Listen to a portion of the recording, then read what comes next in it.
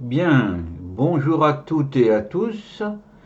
Nous entamons un nouveau développement du petit livre bleu avec le capital et le revenu. Cela nous entraînera à des développements importants. Bien sûr, comme d'habitude, nous serons avec Candide et ses idées novatrices. Cette vidéo sera divisée en deux parties très distinctes. D'abord, nous parlerons assez rapidement de la propriété, du droit de propriété, et notamment aussi de la location. Bon. Et puis ensuite, dans un deuxième point, nous commencerons plutôt à traiter du système des impôts, allocations et subventions. Nous ne traiterons que la partie indiquée en rouge, car il y aura d'autres vidéos destinées à épuiser ce sujet d'importance. Commençons par la propriété. En 621, de la distinction de la propriété foncière et de la propriété industrieuse. Définissons les termes. Par propriété foncière, Candide entend ici la propriété du logement. Par propriété industrieuse, il entend toute propriété qui produit un bien, qu'elle soit industrielle, commerciale, agricole, forestière, viticole, artistique,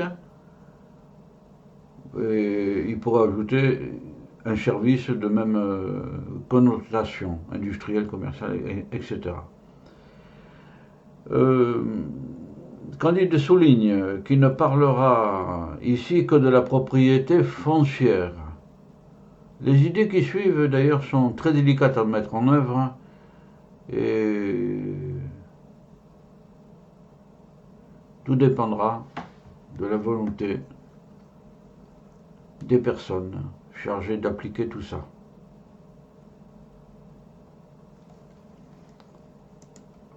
La propriété foncière, d'abord, ne devrait pas être spéculative. Il ne devrait pas y avoir cette inflation des prix immobiliers qui pousse les gens peu fortunés en périphérie. C'est aussi une question d'ailleurs de paix sociale, comme on le sait bien, de paix sociale.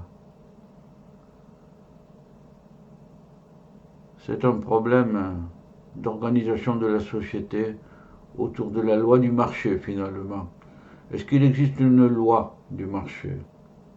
À proprement parler, non, bien sûr. C'est plutôt une jungle. Bon. La propriété industrieuse devrait être à ce titre le but fondamental de toute société afin de contribuer au bonheur des hommes par la production des biens et des services. Et des services. Oui. Bon. Alors, maintenant, abordons le 612 de la propriété et de la location. Pierre-Joseph Proudhon a dit « La propriété, c'est le vol ». Il était de tendance que l'on rattache à l'anarchisme notamment. Bon. Face à la déclaration du droit de l'homme et du citoyen de 1789 qui affirme que le droit de propriété est inviolable et sacré.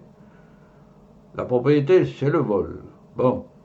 Entre les deux extrêmes, Candide pense que le fait d'habiter dans un logement est un droit du citoyen.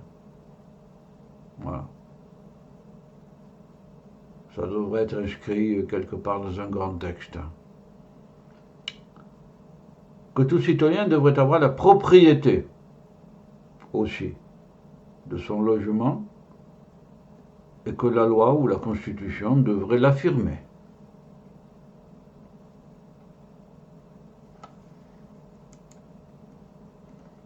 Cela se limiterait au logement en fonction de l'état civil des citoyens, de sa situation de famille.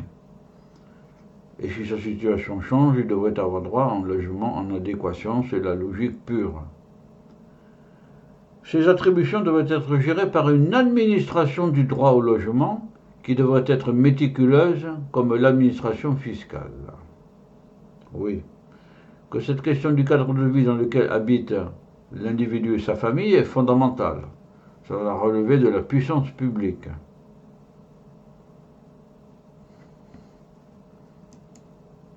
Quand un propriétaire est évincé, s'il y en a, il devrait toucher une indemnisation intégrale sur la base des prix fixés par la loi, et cette indemnisation pourrait être de préférence ou en partie en valeur mobilière de la propriété industrielle, celle qui rapporte le plus. Voir la remarque précédemment relevée de Warren Buffett, des profits 160 fois supérieurs à ceux de la bourse.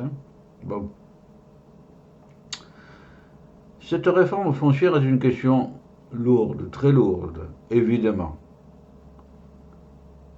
Évidemment. Elle reste plus mesurée que celle opérée par la Révolution et l'Empire. Comme le dit l'empereur dans le mémorial, la moitié du territoire avait changé de propriétaire. Voilà une période également lourde. La moitié du territoire avait changé de propriétaire.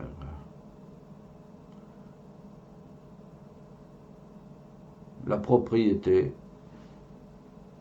du logement, là c'est limité, le propos de Candide est limité à la propriété du logement principal. Bon, il ne développe pas plus la matière, les idées sont lancées. Maintenant, parlons d'un point beaucoup plus important pour la société dans son ensemble, 62, du système des impôts, allocations et subventions. Candide est devenu un adversaire radical des impôts et des allocations et subventions en tout genre, sauf à but humain, réellement, pas pour partir en Syrie ou ailleurs.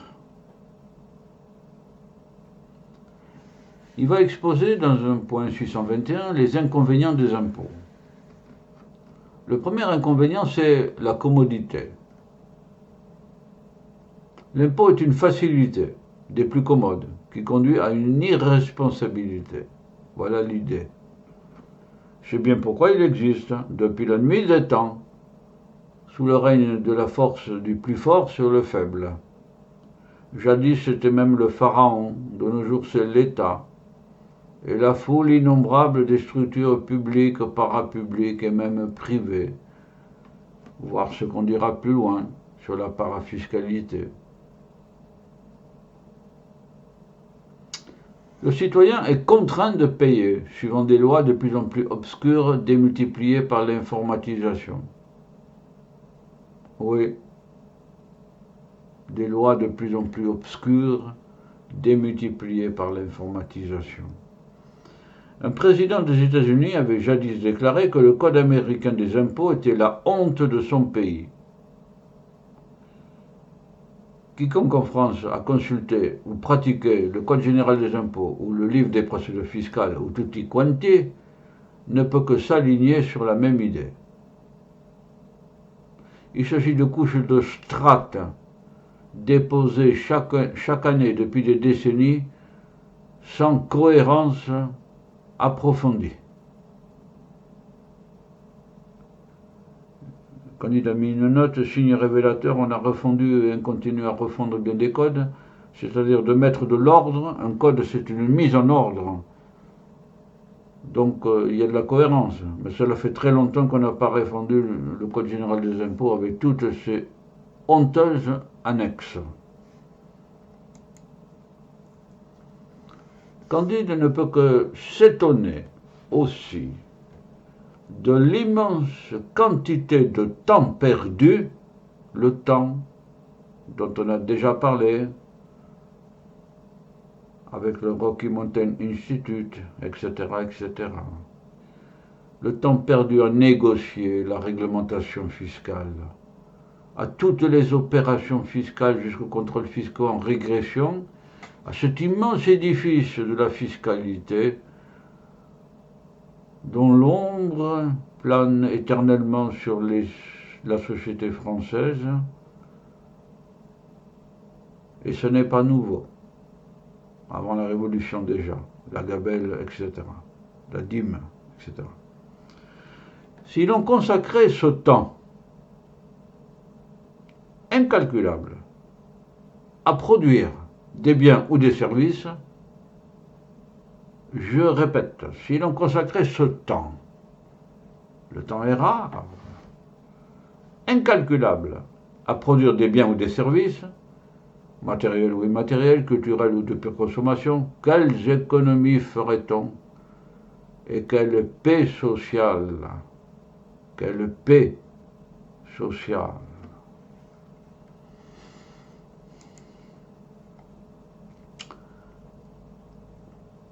D'un inconvénient majeur. L'impôt a un inconvénient majeur. Pour l'autorité qui le perçoit depuis la base jusqu'au sommet, il devient naturel. Il se renouvelle chaque année. Il paraît donc inépuisable. Naturel, inépuisable. Cette perception de l'impôt conduit à une irresponsabilité double. La première est qu'on n'a pas besoin de se restreindre. Ça tombe.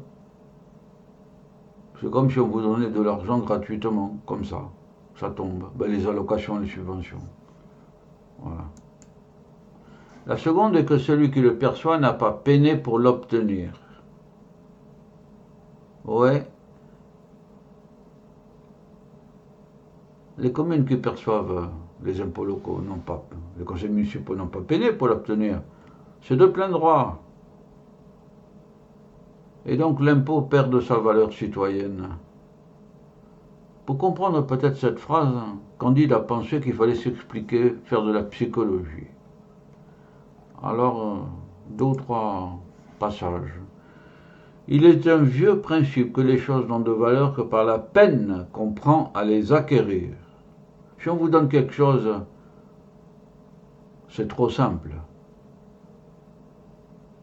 Si par contre vous bataillez longtemps pour avoir quelque chose, ça a de la valeur. C'est la malédiction humaine, ça. Il y en a une autre aussi, malédiction. Bon. Celui qui gagne son argent en est précautionneux, bien sûr. Donc retenez bien ce principe. Les choses n'ont de valeur que par la peine qu'on prend à les acquérir. L'élu local, le maire, etc., qui perçoit chaque année les impôts locaux et qui veut épuiser la ligne budgétaire afférente, se lance trop facilement dans des dépenses d'autant plus que la ressource semble inépuisable. On a l'argent, il faut dépenser. Les chambres régionales des comptes peuvent en témoigner. Il y a eu bien des élus qui ont été épinglés. Mais le contrôle a lui-même quand même des limites. Le temps aussi. Le temps disponible pour les magistrats. Candide ajoute que si l'on donnait à un citoyen ordinaire une grosse somme d'argent, il se pourrait qu'il devienne irresponsable, qu'il devienne prodigue, voire par exemple la loterie nationale. Il paraît qu'il y a des gens auxquels ça tourne la tête. D'inconvénients accessoires maintenant. Le procédé d'impôt est tellement commode que des corporations privées ont pu s'en servir. C'est commode. Allez, on va recevoir de l'argent, on va imposer les gens. Voilà. C'est privé, hein, des organismes privés. C'est le cas des anciennes taxes parafiscales qui, après avoir été imposées, ont été avec le temps tellement critiquées qu'on les a abolies. C'était il y a un quart de siècle à peu près. Oui. Travers supplémentaire, le coût de la taxe pouvait être répercuté sur le produit vendu au consommateur.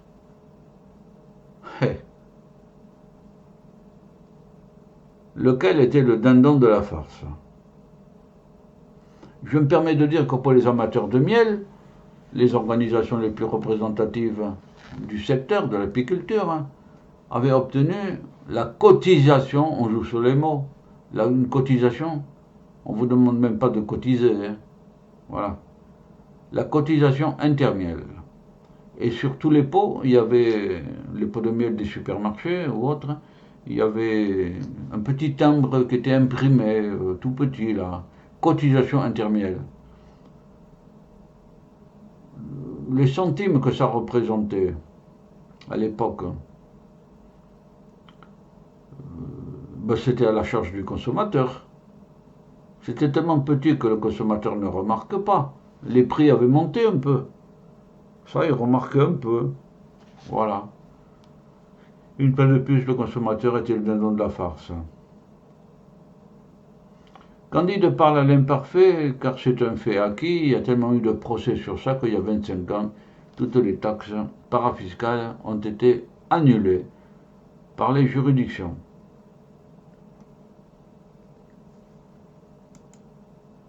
Mais il soupçonne fortement qu'après ce quart de siècle, sous d'autres noms, cette modalité est de nouveau d'actualité. Parfois sous des intitulés qui montrent soit la mauvaise connaissance de la langue française, soit une inconscience ou un mépris, comme par exemple les cotisations volontaires obligatoires. Ça ne peut pas être à la fois volontaire et obligatoire, ça va de soi. Soit c'est volontaire et c'est pas obligatoire, soit c'est obligatoire et c'est pas volontaire. Bon, faut être logique, un minimum de logique. O tempora o mores, auraient dit les Romains. Oui, o tempora o mores. Quelle époque, quelle mœurs, quelle époque. Et heureusement que les Français sont des veaux. Charles de Gaulle, hein, bon. On mène les gens par les mots comme les bœufs par les cornes. Charles de Gaulle. Il préfère payer, quitte à en répercuter la charge sur le consommateur. C'est le consommateur qui trinque. Il est doublement imposé à la source, parce qu'il a des impôts à la source lui-même, et à la consommation aussi. Au tempora au mores, on l'a déjà dit, autant aux mœurs. Il y aurait contre toutes ces impositions en tout genre, et ce système des allocations et des subventions en tout genre, des mesures à prendre. On le fera dans une autre vidéo. Candide signale que c'est tout un monde inauguré après la Seconde Guerre mondiale qui s'effondrait. La Seconde Guerre mondiale, la France prétendait l'avoir gagnée, avec le général de Gaulle, bien sûr. Il y a une part de vérité, mais c'est pas 100% quand même. Les Américains, et les Russes aussi, qui ont perdu des millions et des millions de personnes. Voilà. Ce sont les grands vainqueurs. Nous, on nous a accusés de collaboration. Bon.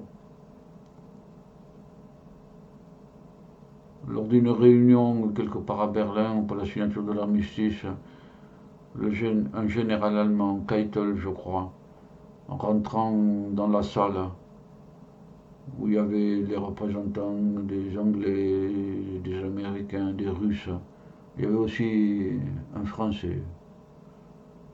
Ce général allemand disant « Ach, die Franzosen auch » « Ah, les Français aussi » ont été des vaincus pour les Allemands et des collabos. Voilà, bon, j'arrête les extrapolations édifiantes et pour la suite de ces mesures, Candide vous dit un petit bientôt comme d'habitude. avait toujours le sourire amusé du grand Voltaire. Voilà. Bonne continuation à tout le monde et à la suite de cette vidéo.